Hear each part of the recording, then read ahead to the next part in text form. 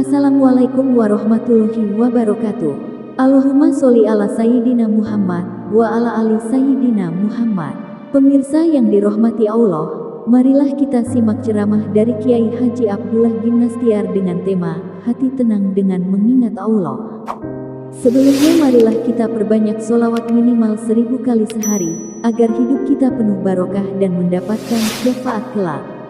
Jangan lupa berikan dukungan kepada channel kami dengan memberikan super thanks seikhlasnya.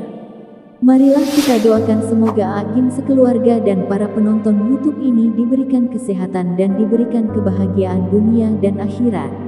Amin ya robbal alamin. Bismillahirrahmanirrahim. Assalamualaikum warahmatullahi wabarakatuh. Alhamdulillahi Rabbil Alamin. Segala puja dan puji hanya milik Allah Subhanahu wa Ta'ala yang maha baik, yang setiap saat melimpahkan berbagai karunia tiada terhenti, baik kita sadar ataupun tidak sadar, baik kita bersyukur ataupun tidak. Tidak ada satu kejap pun dalam hidup ini kecuali nikmat dari Allah melimpah ruah. Fabi ayyi ala'i rabbikuma tukadziban. Maka nikmat Tuhanmu manakah yang kau dustakan? Segala puji bagi Allah Subhanahu wa Ta'ala yang maha sabar, yang walaupun Allah menyaksikan kita lupa padanya, bahkan kita berbuat maksiat, pasti Allah menyaksikan, tapi Allah maha sabar, tidak segera memberikan balasan, malah ditutup aib kita dan diberikan ilmu supaya kita bisa tobat, termasuk ditakdirkan kita bisa berkumpul saat ini. Ini bagian karunia Allah. Padahal Allah tahu sholat kita barusan jauh dari kehusuan. Segala puji bagi Allah Subhanahu wa Ta'ala yang benar-benar maha penyayang. Kita terus-menerus diberi jalan untuk bisa berbuat baik, dan kebaikan sekecil apapun yang kita lakukan diberi pahalanya berlipat-lipat. Masya Allah. Bahkan orang yang bertobat saja, Allah itu gembira sekali melihat hambanya yang bertobat, sampai diibaratkan oleh Rasulullah SAW seperti ada orang di perjalanan, kemudian kendaraannya hilang, untanya, berikut perbekalannya, dia mencari sampai putus asa karena kendaraan tersebut tidak ditemukan. Akhirnya dia berbaring di bawah pohon di padang pasir menunggu nasib. Saya bakal mati. Tiba-tiba keledainya atau untanya datang dan dia gembira sekali. Sesudah putus asa, tidak ada harapan, sampai dia salah berkata, "Ya Allah, aku Tuhanmu, engkau hambaku." Ini perkataan luar biasa ngaconya. Saking gembiranya sampai tidak bisa mengontrol kata-kata. Nah, Allah lebih bahagia, lebih gembira melihat hambanya tobat, lebih dari yang tadi. Ini keren sekali. Harusnya tidak ada yang lebih asyik dalam hidup ini kecuali mengejar-ngejar cinta, kasih sayang, keridhaan Allah, pemilik langit dan bumi. Allahumma sholli ala Sayyidina Muhammad wa ala alihi wa ashabihi ajma'in.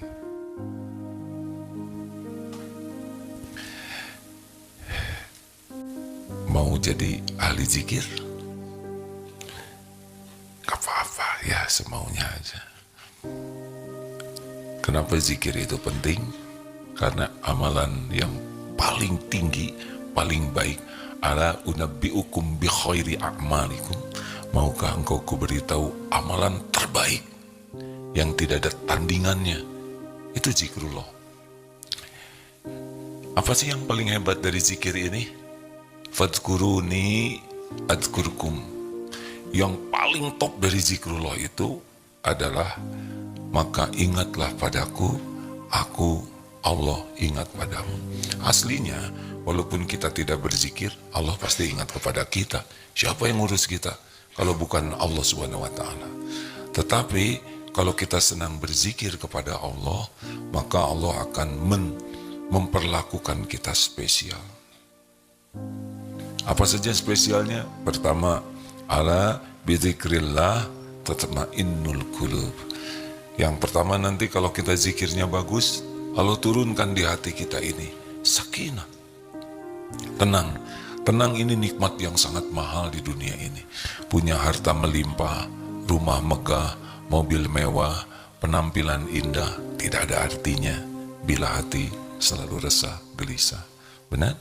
Pilih, mending banyak uang atau mendingan resah? Salah. Dah tidak usah lah. Saya tidak mau mempersulit orang lain. Jadi, nikmat pertama dari zikir adalah hati dibuat tenang. Hati ini milik Allah. Allah Subhanahu wa Ta'ala muqallibal qulub. Kalau Allah kasih gelisah, sudah menderita saja kita ini. Tidak ada bahagianya. Kalau Allah cabut kegelisahan, tenang, enak hidup ini. Walaupun tidak punya uang, tapi hati tenang, tidak ada masalah. Sama aja kok, di dompet ada uang, di dompet tidak ada uang, sama saja. Sama-sama apa?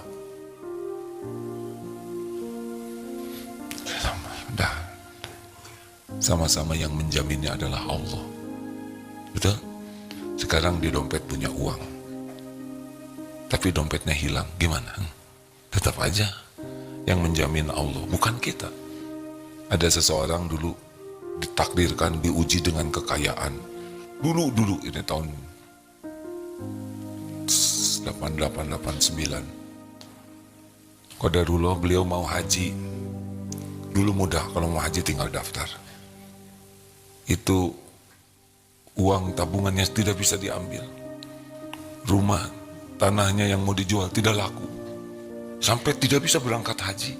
Padahal syariatnya ada itu. Tapi kalau oleh Allah ditutup, dihalangi, tidak bisa. Tenang. Apa yang kedua, nikmat kalau sudah diberikan oleh Allah. Kalau kita zikir, Allah yang menguasai pikiran kita. Nanti dibimbing pikiran ini oleh Allah. Jadi mikirnya tuh efektif dan efisien. Apa nikmat dari berpikir? Bisa jadi ingat Allah, menafakuri kekuasaan Allah. Datang siapa? Bolehlah. Datang nyamuk. Tadinya pikiran saya lalat hadirin, tapi saudara ngomong nyamuk, ya sudah. Pokoknya kita tidak boleh bertengkar ya.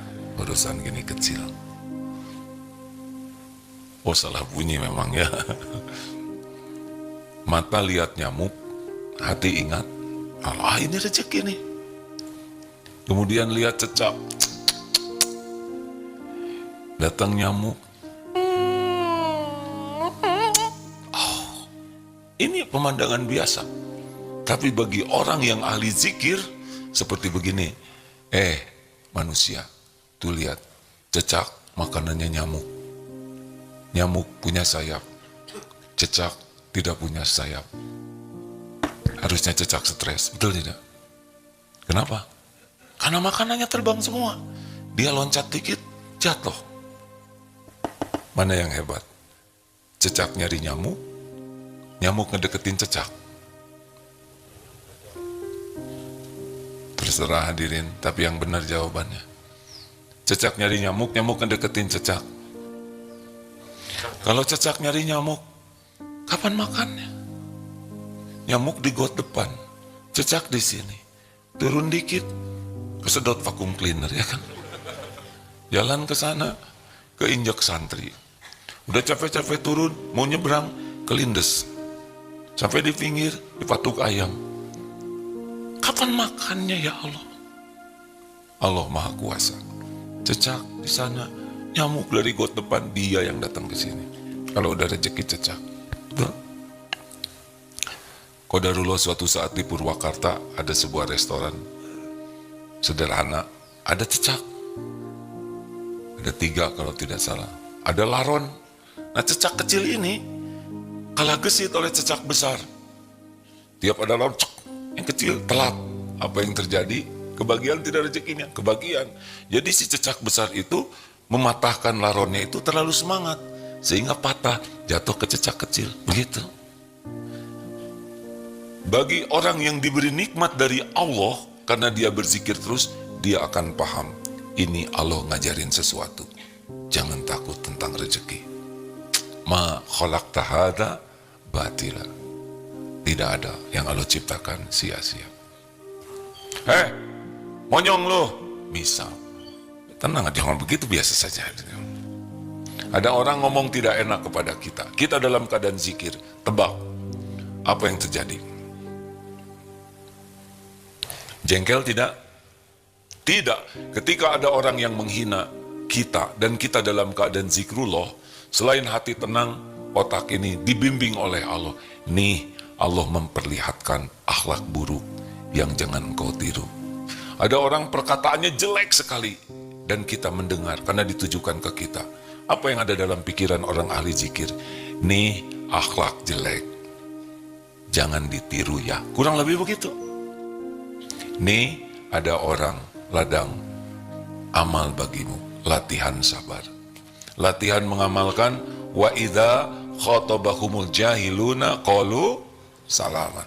Nih, ada orang yang ngomongnya tidak baik, kesempatan mengamalkan untuk membalas kata-kata buruk dengan kata-kata yang mengandung keselamatan.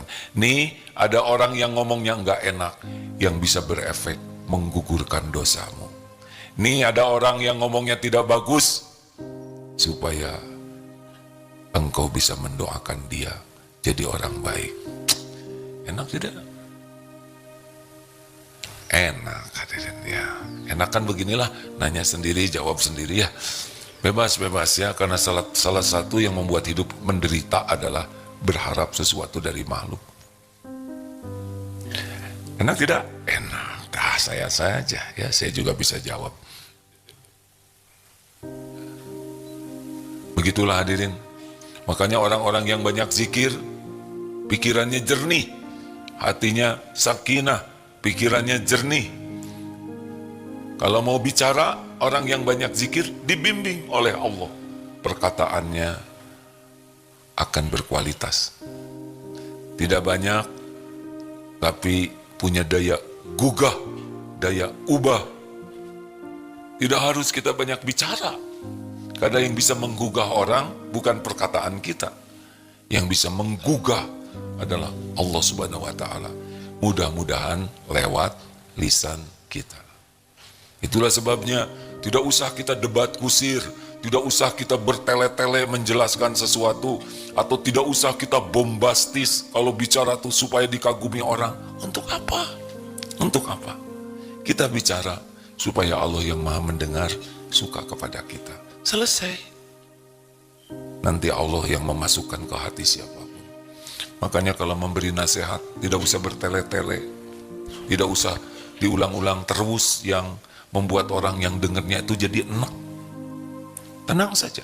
Juga kalau sedang beradu, sedang berbeda pendapat, tidak usah emosi, ya, tidak usah marah, bela diri habis-habisan, kemudian nyerang lagi. Mau apa? Bukan kata-kata kita yang mengubah orang. Semalam dapat ilmu, kalau ada pasien sakit ke dokter,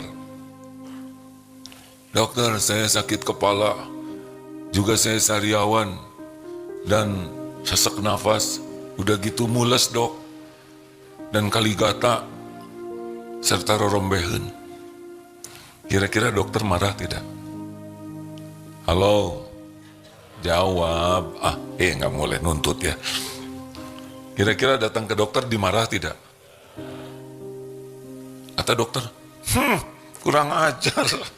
Kamu ini orang gak bener, makan gak bener, enak aja. Gak mungkin.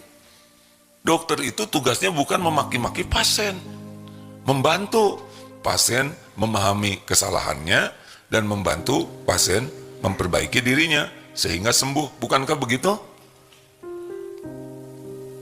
Sama dakwah juga. Orang-orang berbuat salah karena punya penyakit hati. Jangan kita menghina, menghakimi orang. Orang berbuat maksiat, tergelincir, baik perkataan, perbuatan. Itu sama karena penyakit hati. Nah, tugas kita membantu orang supaya tahu penyakitnya dan bisa berobat. Betul? Kalau setiap orang salah kita maki-maki, ngaco kamu, kafirin, tolimin, munafikin. Sama dengan orang sakit terus dimaki-maki. Boro-boro mau makan obat, ditonyok itu dokternya. Jangan diikutin ya. Maka pendakwah yang zikirnya ingat kepada Allahnya maksimal, itu kecenderungannya tidak akan menghakimi orang. Karena tugas kita bukan menghakimi. Fadzakir innama anta mudzakir. Kita ini mengingatkan saja. Gini ya, ini sedikit masukan bagi diri, keluarga, guru, orang tua, suami istri. Kita tuh tidak bisa mengubah orang lain. Tidak bisa. Tidak bisa mengubah siapapun, bahkan diri kita sendiri juga. Kita bisa berubah karena Allah saja menolong. Makanya kalau kita menasehati seseorang, misalkan ya, anak atau keluarga, dan belum berubah, kita jangan jengkel, karena bukan kita yang bisa mengubah. Kita berdakwah, kita mengajak kebaikan, itu amal soleh. Terus saja. Ada seorang ibu bertanya, anak saya sudah umur 20 tahun, sampai kapan saya mengingatkan sholat? Sampai kapan? Sampai kapan, Bu? Siapa yang mati? Salah satunya kan, masa sudah besar saya harus mengingatkan? Loh, mengingatkan itu amal soleh. Yang bisa membuat anak jadi tobat, anak jadi berubah, anak jadi berbakti, itu Allah, bukan nasihat kita. Sebagai orang tua, banyak tobat, banyak perbaiki diri, banyak memberikan contoh terbaik yang ikhlas. Berikan nasihat dengan penuh kasih sayang dan ikhlas. Banyak doa, Allah yang mengubah. Kalau belum berubah, semua catatannya sudah ada di sisi Allah. Kalau zikir itu begitu, orang yang zikir itu diberikan hikmah. Makanya kalau ahli zikir ditimpa musibah, bagaimana kira-kira? Tenang, enak sekali ya. Jawab, nanya sendiri, jawab sendiri, ternyata lebih enak. Kan rumusnya begitu. Kalau kita tidak bisa memberikan yang manfaat bagi orang lain, minimal jangan menyusahkan orang lain. Tapi udah gak lucu ngomong sendiri terus ya. Saya ingin ada interaktif, tapi tidak maksa seperti yang itu. Jadi kalau kita zikirnya bagus, alladzina idza asabathum musibah qalu inna lillahi wa inna ilaihi raji'un ulaika alaihim shalawatum mir rabbihim wa rahmah wa ulaika humul muhtadun. Jadi kalau kita banyak zikirnya, ketika ditimpa musibah, yang terjadi itu wabasyiri sobirin, Allah berikan kabar gembira. Padahal kita lagi ditimpa berbagai ujian, karena Allah membuka hati kita, jadi ngerti hikmah di balik kejadian. Jadi ngerti. Pernah suatu saat di suatu negara ada jadwal ceramah, ada yang bagian jemput. Dulu EO-nya ibu-ibu. Pas waktunya jemput, tidak ada kendaraan. Maaf. Kenapa, Bu? Sial. Kenapa sial? Ini mobil mogok. Udah gitu mogoknya di tempat parkir. Jadi harus ada biaya derek. Mahal. Belum lagi harus diperbaiki. Biaya perbaikan di sini mahal. Bu, Ibu beruntung dong. Kenapa beruntung? Satu, Ibu kepilih jadi jalan rezeki tukang derek. Yang kedua, Ibu kepilih jadi rezeki tukang bengkel. Senang dong, Bu, kepilih jadi jalan rezeki bagi hamba Allah lainnya. Oh gitu ya, berubah tuh seketika. Gara-gara apa? Zikrullah. Benar? Makanya orang-orang yang jarang ingat Allah ribet hidupnya tuh. Tapi orang yang senang ingat Allah tidak ribet hidupnya, tidak ribet.